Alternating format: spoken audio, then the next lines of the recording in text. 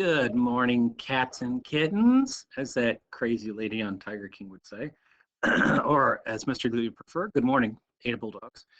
So this set of notes, this PowerPoint is actually going to be for 2 days. It's going to be for Wednesday, and it's going to be for Thursday. So not only do you need to look over your note sets and your PowerPoint, but you also need to look over your vocabulary words, which I did send an attachment to. Thank you, Kaya, for telling me that the latest words weren't on Quizlet, but they should be now. So I attached that yesterday. So take this as you want to. If you want to finish it all today, more power to you. If you want to do it in 2 parts, I don't care. It's entirely, actually, I changed my mind. I'm going to do this in 2 parts. So what I'll do is, I forgot that I actually switched this up. So scratch that. You'll have a set today, you'll have a set tomorrow. Yeah, it should be helpful that I know what I'm doing before I do this. But anyways, so I'll just finish up the note set from yesterday, which we talked about the end of war, with the War of 1812. We'll get into expansion. We'll talk about the Monroe Doctrine, and we'll go all the way up through the Indian Removal Acts, and then we'll save Manifest Destiny for the next day. So these are actually going to be a little bit shorter. I will try now, now that we're in our 3rd week, anytime that I have an assignment, I'm going to give you a couple days on it. But if I do that, please don't push it off. Don't be late with it. Some of you guys are consistently late on this stuff, but even if I do give you 2 or 3 days, and it's really not helping you out. So you need to stay on the ball with it. And for everybody who's asking, how do you get my grade up? You got to turn your stuff in on time. If you do the work and you put forth some semblance of an effort, I'll make sure that you always pass your stuff. But if you turn in stuff that's half done or 3 days late, well, I can't really help you there. You got to be your own advocate. So anyways, so if you haven't heard, we're now up through May 1st. And, well, we're just going to make do with the best of this. Going to throw in something fun next week. You should really enjoy what I'm going to show you next week. And you're going to do next week as well. A little game, should be fun. But anyways, let's set that up by talking about the expansion of the land. So let me jump into yesterday's PowerPoint. And I'll zip through this because we already talked about the end of the War of 1812, which we said was relevant because of Ohio was a big part of this, but it also kicked out the British one more time and really kind of spelled the end for the Native Americans. And you've seen this already. Hey, by the way, let me know what you thought about the Star Spangled Banner clips. Those were hilarious. Those are always a fun part to show during class to see what people's thoughts are on them. And some of them are really, really good. So maybe I should assign some of you to sing me the Star Spangled Banner and see if you can do it better than they can. But anyways, so we talked about the end of the war, and that was relevant because not just the Ohio thing, but it gave us access to new land. It kicked out the Native Americans, and it really helped us to start the idea of expansion. So here is where we sit with this picture here of after the War of 1812. You got your coastal colonies have already been here for a while. And then you've got Ohio coming in. We've already been a state for a while, Kentucky, Tennessee down here. And then we had that kind of line here with your Northwest Territory. And we bought all of this from Louisiana. And then we're starting to get this Oregon country, the Oregon Territory, which we'll talk about here in a second. So the goal really is to go from sea to shining sea, which we really have done with the journeys of Lewis and Clark.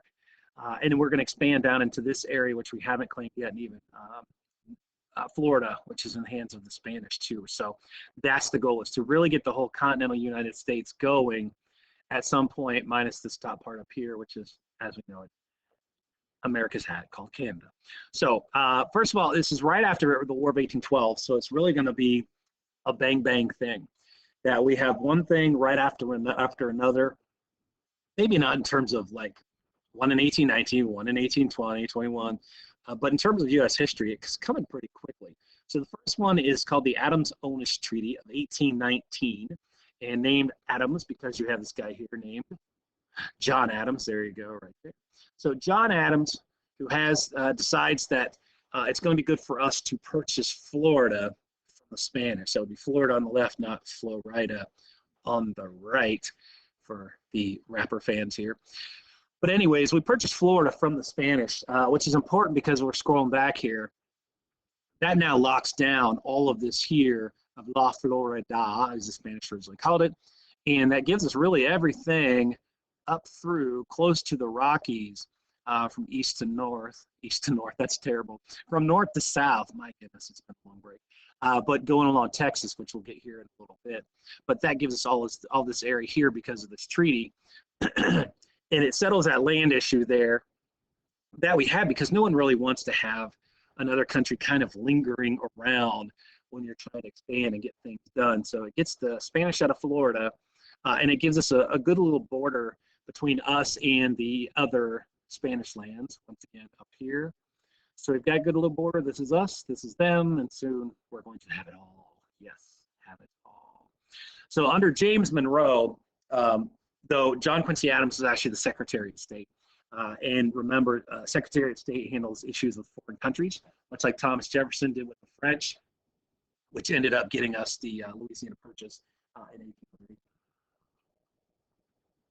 Get my coffee going here. So anyway, so we settled all that land down in Florida. So it settles the East Coast. Then once we start figuring out that we are going to start settling and moving out west, we have this thing called the Monroe Doctrine. You can figure out why it's called Monroe, James Monroe, okay. So Monroe Doctrine of 1823. So if you look at this picture here, you've got the Monroe Doctrine written in the sand. Who is the guy to the right? He's all dressed up. He's got a nice sized goatee, a little top hat, striped pants, a little eagle cane. 3, 2, 1, Uncle Sam. Now, fun fact, or trivia, I guess, is Uncle Sam a real person or fake? 3, 2, 1. He was actually a real person. Yeah, guy named Uncle Sam, and so we ended up taking the kind of legend of this person, running with it a little bit further.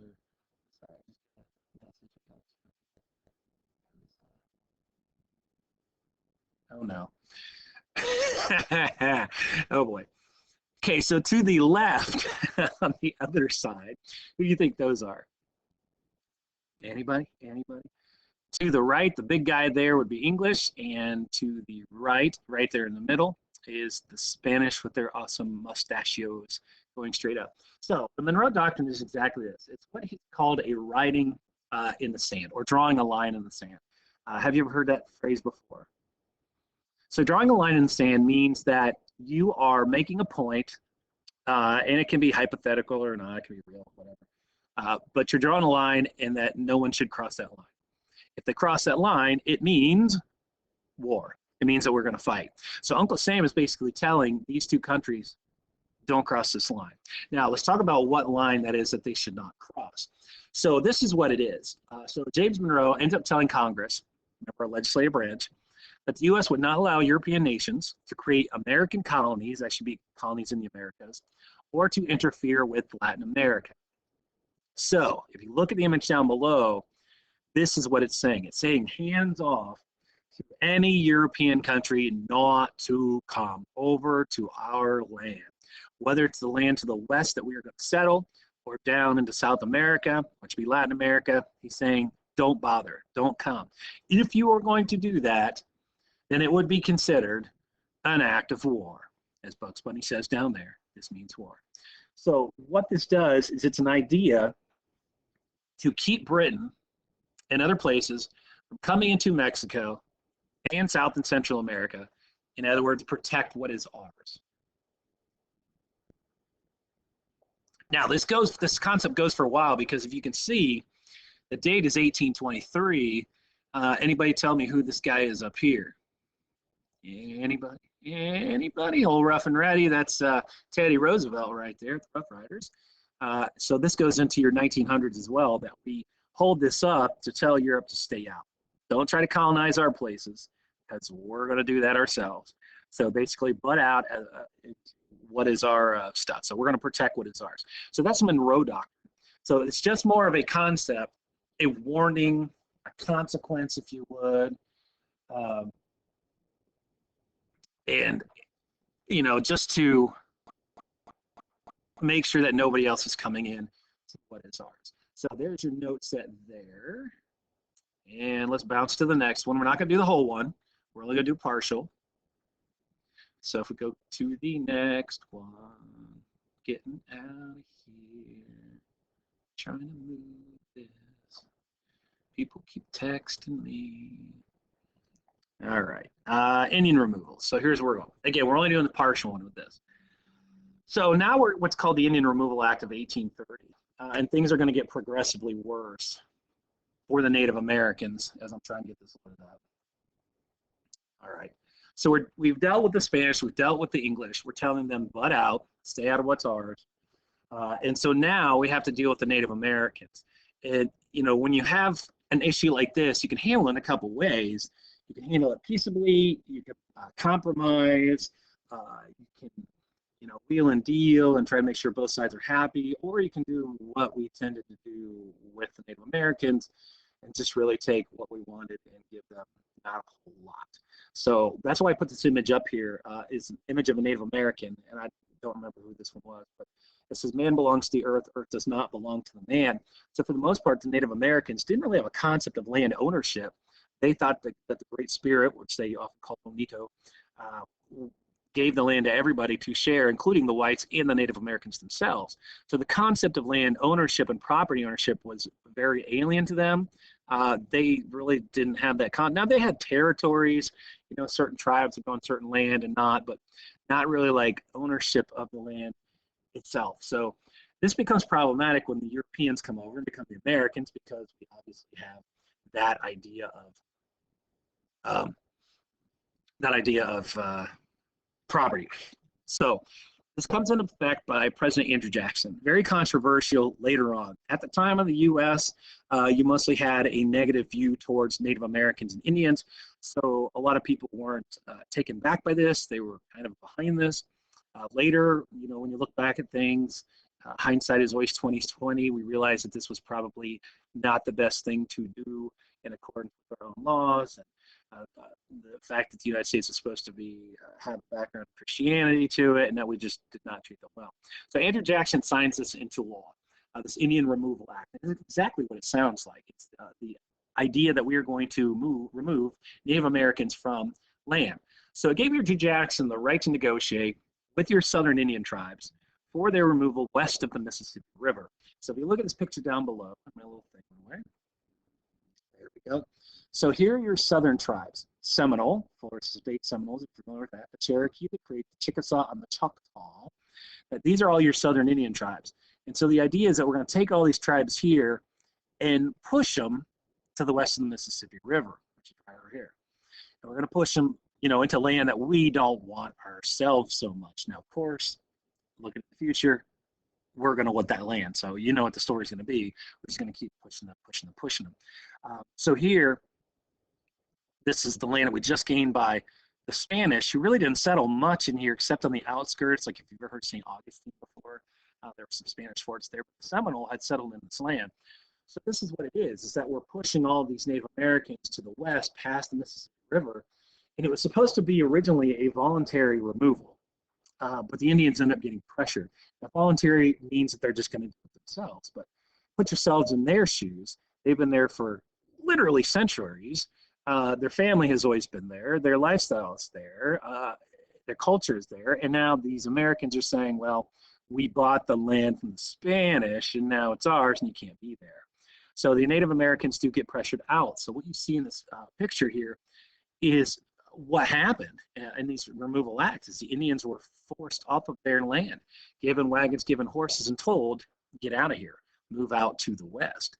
So the 5 tribes that were included, like we said, the Cherokee, the Creek, Seminole, Choctaw, and the Chickasaw, these were called your 5 civilized tribes because these were ones that were more associated with the white people, hence the civilized tribe, than the other tribes like the Shawnee, the Ottawa, most of those that are in Ohio, because in a lot of cases they dressed as the whites, they spoke English, they might have learned how to write our language, but we already had some association with them already. So the effects of this is what's called the Trail of Tears. And you can see this little historic marker along that path. For the American side of things, it was, you know, pretty positive, except for the fact that we just really kicked people out and had committed or would commit acts of genocide during all of this, if we get into some of the stories later. Well, these tribes allowed us for great land access, like Georgia, Florida, all these things are open now so that we don't have to worry about any issues of Native Americans with fighting back. So now we can go down and settle this land. And you already know what Georgia, Florida is like there. You know, that's where all senior citizens go, Disney World. Mostly for crops and agriculture at the time period, though. But then these Native Americans get pushed out west, as you can see from this graphic. Many Americans end up opposing this act, including Christians, who didn't think that this was the right way to treat people. David Crockett, a famous pioneer, was against it. David Crockett, who would end up fighting in the Battle of the Alamo. Always have to make sure I get Daniel Boone and David Crockett correct. And a young Abraham Lincoln. Now, Lincoln doesn't take office until 1860, and this is much earlier, so obviously he's much younger, but they're opposed to this act, and most people would be in modern times as well, I would think. But back in the day, this was okay for the most part. The president pushed this on. And so you have what's called this Trail of Tears, which is what this image is, where you have many of these relocated Cherokee that are pushed along and prodded. You had soldiers who would accompany them on this trail to get them out of these southern states, including Florida. And the reason why it's called the Trail of Tears is 4,000 of the 15,000 relocated Cherokee in just one tribe ended up dying. And this picture kind of shows that people who are forced to walk this in not great conditions, not well fed, a whole mass of humanity of 15,000 people. And again, a lot of them end up dying, and you're just being relocated to another place. So because of that, this is called the Trail of Tears. Otherwise, you know, this is a black eye in our history of the United States. Now, a few groups decided they were going to stick around and fight back, including the Seminoles. And other tribes, as I said, they did not leave peacefully. Along with fugitive slaves, which is an interesting, you know, little army to put together. They resisted the removal, and around 3,000 American soldiers and Seminoles were killed. So you did have some fighting down there, but nothing. I mean, this is large scale, but nothing, you know, compared to what you could have had if so many people didn't willingly, in quotations, decide to leave. So you got to think about what side of the fence you're on. If you're in the 1800s, you're probably thinking this is a good thing. You're probably thinking down upon the Native Americans, and that it makes sense to kick them out so that we can fulfill our what would be manifest destiny that we'll get to tomorrow.